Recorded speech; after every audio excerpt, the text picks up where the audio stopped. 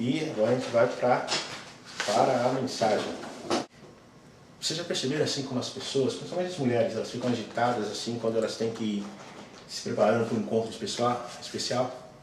Que as meninas, as mulheres se produzem, se enfeitam todos. Algumas pessoas elas ficam assim, mais nervosas ainda se eles vão falar, puxa, eu vou receber uma pessoa famosa, eu vou receber a futura namorada, eu vou conhecer a sogra. Porque você não quer chegar naquele momento e falar bobagem. Então você vai se arrumar, você vai preparar às vezes um discurso, você vai ensaiar diante do espelho, e a gente até mesmo imaginar assim, o que a pessoa pode falar, o que eu tenho que falar, então você já sabe o que você vai falar, você já prepara até as respostas possíveis para as perguntas que a pessoa vai fazer. Então a gente prepara esse diálogo. Mas e quando você encontra uma pessoa muito importante, mas muito importante, de sopetão, pum, está lá na empresa, meu amigo está lá no elevador, daqui a pouco o presidente, não sei que companhia, entra lá. Aí o camarada fala assim, puxa, o que eu vou falar? O que eu vou dizer? Para a gente poder entender essa situação de uma forma diferente, eu queria contar para vocês, talvez vocês conheçam essa ilustração. Conta-se assim que o Papa chegou uma vez em Houston, e ele chegando ali no aeroporto, ele tinha um encontro em downtown, pega uma limusine que foi buscar ele, e ele queria realmente chegar naquele lugar que ele estava atrasado, um problema, atraso em Houston, à tarde, muito trânsito, e o Papa pressionando o motorista para que o motorista andasse rápido, e o motorista fala, já tem um monte de multa, se eu correr eu vou perder a minha licença. E aí o Papa fala, então chega, basta, não tem jeito, vamos trocar, você vem aqui para trás e eu vou aí para frente dirigindo. E lá vai o Papa, ele começa a dirigir, ele vai correndo 180 km por hora e passa por uma viatura. Quando ele passa pela viatura, a viatura vai atrás dele, dá o sinal, dois policiais dentro da viatura, e o policial fala assim, bom, fica você aí que eu vou lá e vou dar uma multa muito forte nesse camarada, não já se viu correr essa velocidade na cidade, não tem condições. Ele chega próximo do carro, como todo policial aqui com medo, pede para o camarada abrir o vidro, quando ele abaixa o vidro, ele olha, ele vê que era o Papa. E ele fala, o que eu vou dizer para esse camarada? Ele fala, mas que dia bonito está fazendo hoje, hein, seu Papa? Pois é. Ó, faz um favor para mim, segue a viagem, mas vai dentro do limite de velocidade, por favor. Ele bota o talão de multa no bolso e volta para o carro meio frustrado, meio triste. E o companheiro dele fala, o que aconteceu? Por que você não deu aquela multa para ele? Você não sabe quem está dentro daquele carro. E o cara, mas como pode ser? Quem estava ali? O governador? Não, alguém mais importante que o governador. Bom, se não é o governador, é seu presidente. Não, é mais importante que o presidente. Bom, se não é o governador, não é o presidente, eu desisto. Quem é que estava ali dentro? Ele falou, quem é realmente eu não sei. Mas o Papa é o motorista dele. Então, eu não tinha nada o que falar, eu tinha que ir embora. Essa é a situação que às vezes a gente encontra. Agora eu pergunto para vocês, se você encontrasse com Jesus hoje, que tipo de pergunta você faria para Jesus? Você ficaria calado, envergonhado? Se você não sabe a resposta, você simplesmente pensa nisso, pois todos um dia comparecerão diante do tribunal de Cristo. Mas hoje eu não quero falar sobre o tribunal de Cristo.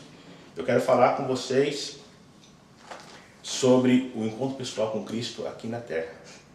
E para isso a gente vai ler o texto aí em Atos, capítulo 9, e a Bíblia diz assim no versículo 3. E indo no caminho, aconteceu que, chegando perto de Damasco, subitamente o cercou um resplendor de luz do céu, e caindo em terra, ouviu uma voz que lhe dizia, Saulo, Saulo, por que me persegues? E ele disse, quem é, Senhor?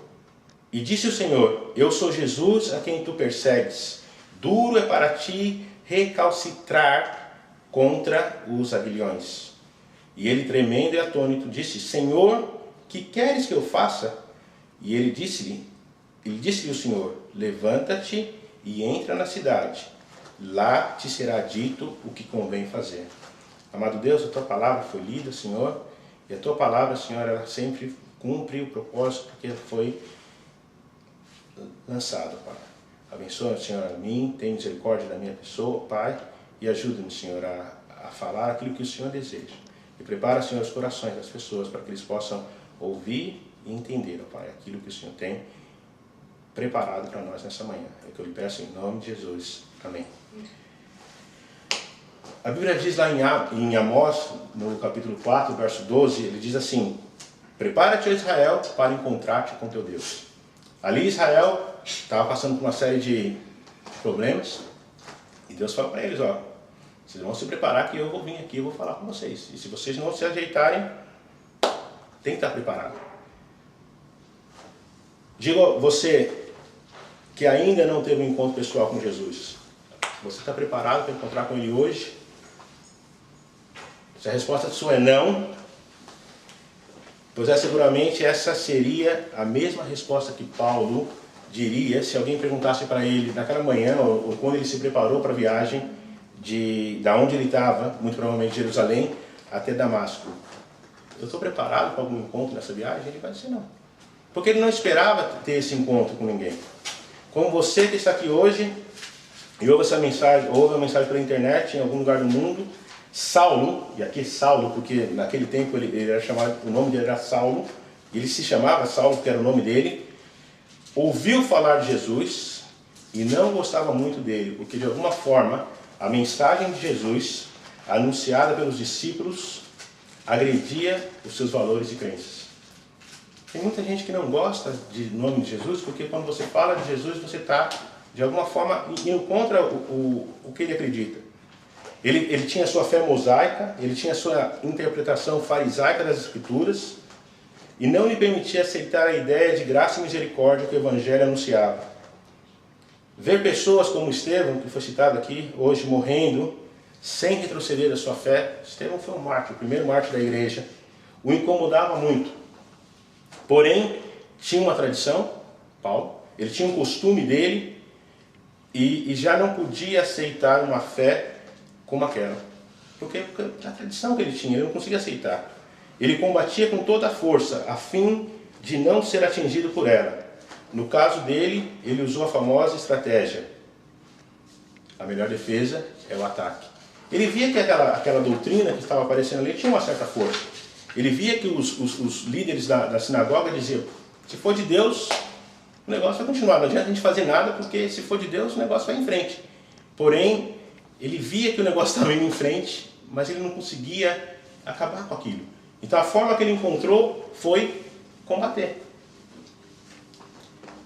Você já ouviu falar de Jesus, mas continua usando as frases de efeito. E agora voltando para as pessoas aqui, eles falam assim: eu sou muito novo e quando eu ficar velho eu vou aceitar Jesus. Eu falava isso.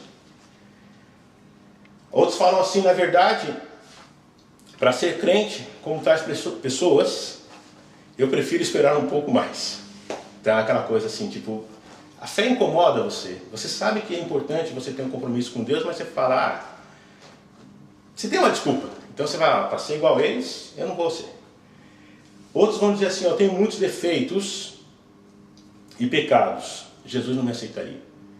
E essa é a situação mais complicada que tem, porque a pessoa ela ouviu falar de Jesus, ela gostou da mensagem, ela entende que é importante para ele, mas ele fala: não, mas alguma coisa em mim, eu não consigo largar os meus pecados. Se me tornar um crente, outros falam, vou perder a cervejinha gelada, as baladas. Não, agora não dá. E Paulo, nem pastor é. Eu não vou aceitar Jesus hoje. E a pessoa coloca aquela plaquinha, né? Que você vê nas mercearias, fiado só amanhã. Tem pessoas que falam conversão só amanhã. Quer dizer, hoje eu não vou aceitar Jesus, somente amanhã eu vou aceitar Jesus. O pior é que as pessoas que falam isso, nem eles acreditam no que eles estão falando. Eles veem o amor de Deus, que deu seu filho para morrer numa cruz.